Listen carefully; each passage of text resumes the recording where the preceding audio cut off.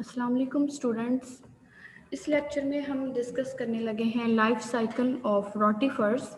Phylum rotifera की general characteristics और इनके जो बॉडी के फीचर्स और सिस्टम्स थे वो हम डिस्कस कर चुके हैं और रिप्रोडक्टिव ऑर्गन्स भी डिस्कस हो चुके हैं। अब हम इनके लाइफ साइकिल को और क्लासिफिकेशन को डिस्कस करते हैं। Classification of phylum rotifera. इसकी फाइलम रोटिफेरा की 3 क्लासेस हैं। पहली क्लास है सेसनॉइडिया, second one is the Deloidea, and third is Monogononta. इसकी क्लासेस जो हैं वो 3 क्लासेस हैं, सेसनॉइडिया, डेलॉइडिया एंड मोनोगोनोंटा। तो इनमें जो सबसे ज़्यादा जिनके अंदर लाइफ साइकिल कॉम्प्लेक्स है वो मोनोगोनोंटा में है, बाकी सेसनॉइडिया और डेलॉइडिया में सिंपल है। सेसनॉइडिया में क्या है कि फीमेल्स जो हैं वो एग्स जो है वो ले करती हैं, हैप्लॉइड एग्स, ठीक है। मियोसिस के बाद ही इनके अंदर एग्स बनते हैं और फिर वो फर्टिलाइजेशन होती है उनमें और मेल भी बनते हैं या फीमेल भी बनते हैं। तो इनके अंदर ये पॉपुलेशन मेल और फीमेल भी हो सकते हैं। डेलॉइडिया में क्या होता है कि ऑल फीमेल्स पार्थोजेनिक होती हैं, ठीक है। यहाँ पर तो फीमेल्स में हमने देखा कि मियोसिस के बाद हैप्लॉइड एग्स बन रहे थे और हैप्लॉइड होते हैं क्योंकि फिर फर्टिलाइजेशन ज़रूरी होती है और फर्टिलाइजेशन के बाद मेल भी हो सकता है या फीमेल बनते हैं। लेकिन डेलॉइडिया में क्या है कि इसमें तमाम फीमेल्स जो हैं वो पार्थेनोजेनिक होती हैं और पार्थेनोजेनिक फीमेल्स हमेशा डिप्लॉयड होती हैं, तो वो डिप्लॉयड ही एग्स बनाती हैं। पार्थेनोजेनेसिस में यही होता है कि विदाउट मेल जो है वो फर्टिलाइजेशन के बगैर ही बन जाती है न्यू ऑफस्प्रिंग। लेकिन जब फर्टिलाइजेशन नहीं हुई, मेल्स पार्टिसिपेट नहीं कर रहा, तो फिर वो डिप्लॉयड एग्स जो हैं वो फिर डिप्लॉयड फीमेल्स ही बनते हैं।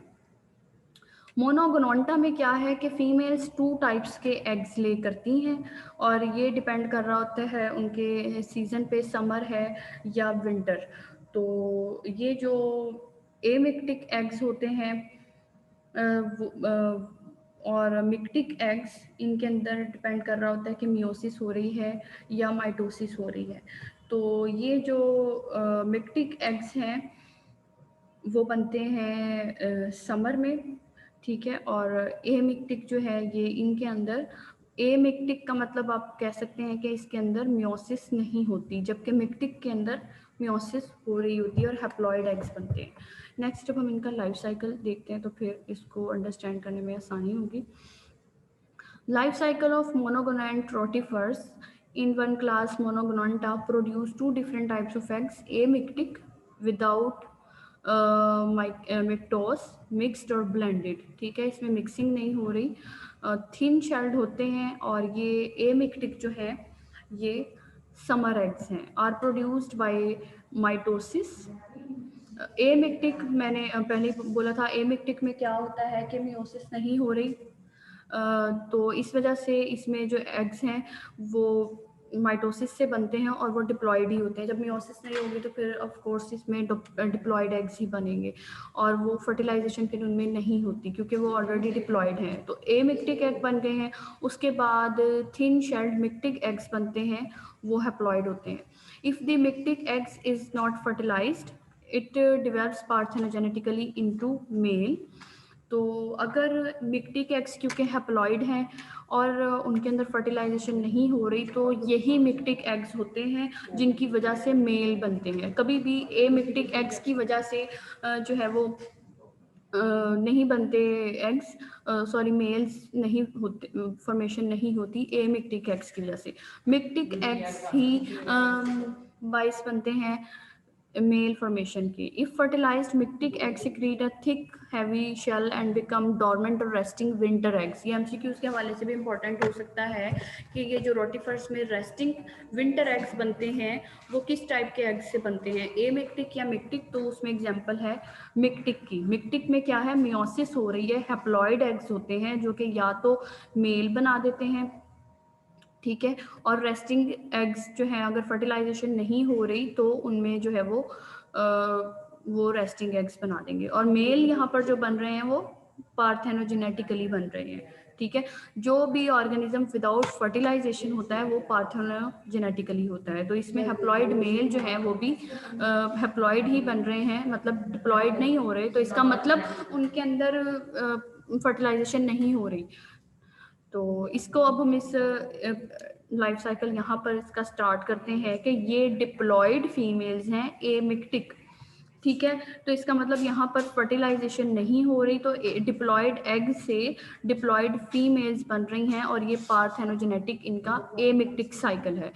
और तो डिप्लॉयड एग्स फीमेल से दोबारा से डिप्लॉयड एग की प्रोडक्शन हो रही है, तो ये है सारा एमिक्टिक साइकिल कि डिप्लॉयड फीमेल से डिप्लॉयड एग्स बने और डिप्लॉयड फीमेल दोबारा बन गई एंड देन एग्स। तो ये साइकिल पार्थेनोजेनेटिकली आगे पास आउट हो रहा है। लेकिन अगर अब इसके मिक्टिक साइकिल की तरफ हम मूव करें तो होता क्या है कि कुछ डिप्लॉयड फीमेल्स जो कि एमिक्टिक होती हैं उनके अंदर मियोसिस हो जाती है, और वो मियोसिस होने के बाद क्या होता है कि नंबर उनके हाफ हो गए तो वो हैप्लॉइड एग बनाती हैं। यहाँ पर वो डिप्लॉयड ही बना रही थी, लेकिन कुछ फीमेल्स में मियोसिस होती है, क्योंकि और मियोसिस के लिए यहाँ पर स्टिमुलस उन्होंने शो कर दिया कि इन्वायरमेंटल स्टिमुलस होते हैं, वाटर और जो ह्यूमिडिटी है, टेम्परेचर है, वो सब कुछ इन्वॉल्व होता है।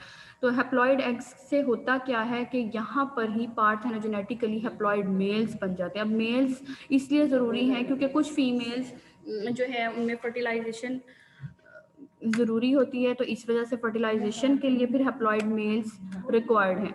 तो यहाँ पर डिप्लॉयड फीमेल से मियोसिस के बाद हैप्लॉइड एग्स बनते हैं। ये हैप्लॉइड एग्स कोई ज़रूरी नहीं है कि सिर्फ मेल्स ही बनाएंगे, पार्थेनोजेनेटिकली मेल्स तो बनते ही हैं, साथ में समटाइम्स ये कुछ रेस्टिंग एग्स भी बना देती हैं और फिर फर्टिलाइजेशन होती है, और फर्टिलाइजेशन के बाद अब वो डिप्लॉयड हो गए हैं। मेल और फीमेल हैप्लॉइड एग और हैप्लॉइड मेल स्पर्म जब आपस में फर्टिलाइजेशन के बाद वो डिप्लॉयड एमिक्टिक रेस्टिंग एग्स बना देंगे, और जब फेवरेबल कंडीशन आएगी, स्प्रिंग रेन फॉल होगा, तो फिर वो दोबारा से डिप्लॉयड फीमेल्स बन जाएंगी।